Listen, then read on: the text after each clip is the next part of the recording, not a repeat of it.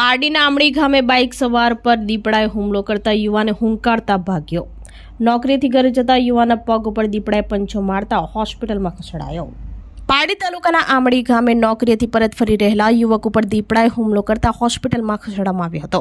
વલસાડના નવેરા ગામે રહેતા 32 વર્ષીય વિમલ જસવંત નાયકા બગવાડા ખાતે 4વ્હીલરના શોરૂમમાં નોકરી ઉપરથી બાઇક ઉપર ઘરે પરત જઈ રહ્યો હતો ત્યારે પારડીના આમળી ગામે ડુંગરી રોડ ઉપર ભેંસુ ખાડી પાસેથી પસાર થતો હતો ત્યારે અચાનક એક દીપડો ઝાડીમાંથી આવીને બાઇક સવાર વિમલ ઉપર હુમલો કર્યો હતો। દીપડાનો પંજો યુવાના પગમાં લાગતા બાઇક ઉપરથી નીચે પટકાયો હતો। દીપડાના હુમલાને લઈ યુવાને બૂમાબૂમ કરતા દીપડો ઝાડી જંગલ તરફ ભાગી ગયો હતો। તે દરમિયાન આસપાસના લોકો દોડી આવ્યા હતા અને ઇજાગ્રસ્ત યુવાને 108 એમ્બ્યુલન્સ મારફતે હોસ્પિટલમાં ખસેડવામાં આવ્યો હતો।